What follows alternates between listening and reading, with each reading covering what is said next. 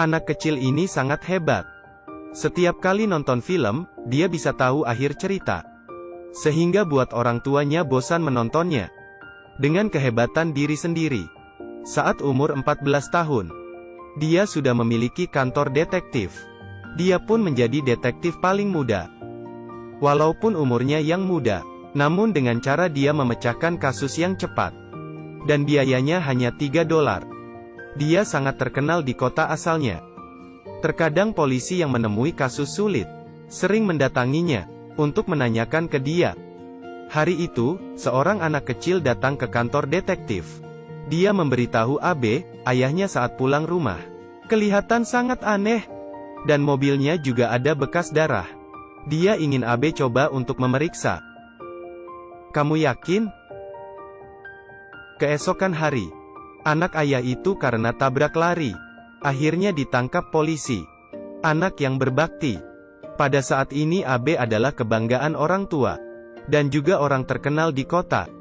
Bahkan wali kota menempatkan putrinya, Gracie sebagai asisten AB. Namun segala keindahan harus berakhir. Ada kasus besar yang terjadi di kota ini. Asisten AB, Gracie, tiba-tiba menghilang. Polisi mencari selama 2 minggu. Tapi tidak menemukan jejaknya. Saat itu, semua orang sangat memperhatikan AB. Namun AB tidak ada kemajuan. Dia hanya seorang anak kecil. Normal saja jika tidak bisa menyelesaikan kasus ini. Tapi semua orang setiap hari menelpon AB. Kapan dia bisa memecahkan kasus ini? Ini membuat AB susah tidur. Setelah hal itu, AB menjadi sangat aneh. Detektif muda yang berbakat dalam 20 tahun. Berubah menjadi paman tak berguna. AB saat ini kelihatan tidak terurus. Saat ke toilet aja terlihat sangat jorok. Kasus Gracie belum terselesaikan. Detektif yang terkenal sebelumnya, sekarang menjadi seorang detektif yang tidak dihormati orang lain. Saat ini dia hanya bisa dapat kasus mencari hewan peliharaan. Keadaan dia sekarang sangat parah. Seolah-olah tidak bermakna. Hari itu, seorang gadis pirang datang ke kantor. Nama gadis ini Caroline. Dia seorang murid 16 tahun. Pacarnya ditemukan di tepi sungai 2 hari lalu.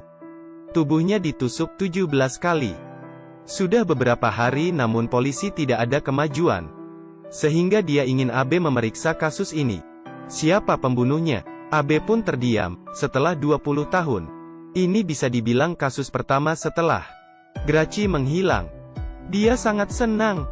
Malamnya dia memberitahu hal ini dengan keluarganya. Dan mengenapkan hati untuk memecahkan kasus ini. Keesokan hari, pemeriksaan dimulai. Dari penjelasan Caroline, dia mengetahui pacarnya adalah tipikal siswa yang baik. Dia sangat rajin dalam belajar. Dan juga tidak ada sifat buruk. Bagaikan pacar yang sangat sempurna. Tapi AB bilang, tidak ada manusia yang sempurna. Dari kasus, dia ditusuk 17 kali. Pasti ada rahasia dia yang tidak kamu ketahui. Dia merasa Caroline kurang mengenal pacarnya. Dia pun mencari teman baik korban, Kelvin. Kelvin memang teman baiknya. Saat ditanya, dia sangat jujur. Dia memberitahu sisi jelek dari korban. Dia suka mengumpulkan tutup botol. Apa maksudnya? Dia memiliki kebiasaan koleksi, dia mengumpulkan ribuan. Baiklah, ngomong yang serius. Rahasia terbesar dia selingkuh. Dia memiliki seorang selingkuhan. Di loker sekolah, dia selalu meletakkan foto selingkuhannya. Tapi foto itu, selingkuhannya memakai topeng. Kelvin juga tidak tahu siapa dia. Jadi mereka memutuskan untuk memeriksanya malam hari.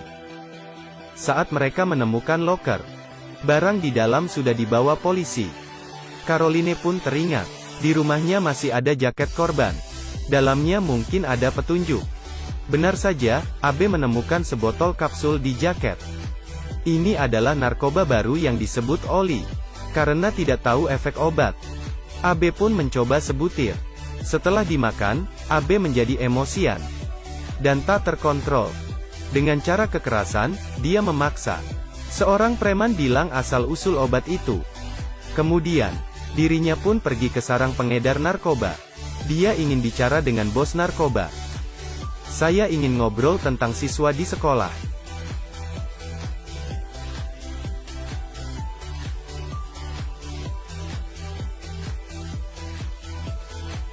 Tidak. Musik berhenti, efek obat juga habis. Karena bos narkoba tidak menghiraukannya, dia terpaksa pergi. Beruntungnya keesokan hari, asistennya dari internet menemukan tempat tinggal selingkuhan itu. Saat AB datang ke sana, dia mengetahui tentang kasus transaksi narkoba di sekolah Caroline. Untuk membawa narkoba ke sekolah, orang yang paling tepat adalah siswa yang baik. Karena kemungkinan mereka ditangkap guru sangat kecil. Pacar Caroline adalah kurir narkoba. Tapi AB tidak berani menemui bos narkoba. Jadi petunjuknya juga terputus. Dan hari itu, Caroline bilang, di dalam lokernya sering muncul bunga kertas. AB pun membuka kertas bunga itu. Tulisan di kertas itu membuat dia teringat sesuatu. Dia pernah melihat ini dari Graci. Jadi dia membuka kotak lama yang berisi kasus-kasus Graci. Di salah satu kotak, dia menemukan kertas yang sama persis. Kemudian dia pergi ke rumah wali kota. Tuan rumah itu pun membawa AB ke kamar Graci. Dari hasil pencarian dari laci, dia menemukan bunga kertas yang sama. Dia bertanya ke tuan rumah mengenai asal-usul bunga kertas itu. Tapi tuan rumah bilang dia tidak tahu. AB yang kebingungan ke bar. Dia sangat ingin mabuk. Tapi dari teman minum dia mendapatkan petunjuk baru. Rupanya beberapa tahun lalu, AB pernah memecahkan kasus pencurian di sekolah. Dia ingat orang itu ditangkap kepala sekolah. Sudah karmanya, tapi teman minumnya bilang, murid itu sebenarnya bukan pelakunya. AB tiba-tiba teringat, siapa yang bisa membuka loker sekolah dengan bebas dan meletak barang? Hanya kepala sekolah. Dia pun segera pergi ke rumah kepala sekolah secara diam-diam. Di kamarnya dia menemukan satu kotak. Dia membuat kunci dari pin. Kemudian membuka kotak itu. Di dalam, dia menemukan foto wanita yang memakai topeng. Barang pacar Caroline pun ada di sana. Kepala sekolah pasti ada suatu rahasia. Saat itu juga, terdengar suara dari luar. AB segera sembunyi di bawah tempat tidur.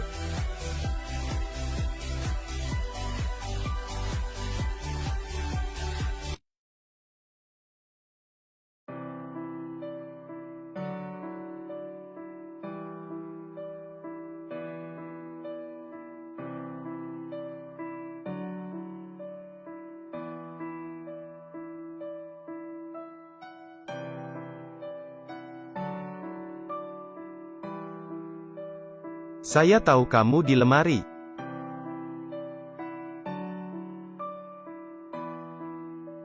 Saya di bawah tempat tidur. Kepala sekolah melihat ke AB. Dari penjelasan AB, dia mengaku sebagai pelaku dari dua kasus itu. Walaupun dia seorang kepala sekolah, tapi tidak ada yang menghormatinya. Sehingga dia ingin berbuat sesuatu hal yang besar untuk membuktikan diri sendiri. Dia menculik Graci dan mempunyai anak dengannya. Caroline itu adalah anaknya. Agar tidak ada yang tahu, saat Caroline lahir, dia meletakkannya di gereja dan diasuh oleh orang lain. Dia pun selalu mengawasi pertumbuhan Caroline. Dia membunuh pacar Caroline karena dia menemukan pria itu bukan anak baik. Dia takut Caroline terluka, jadi dia membunuhnya. Setelah itu, kepala sekolah mengambil pisau.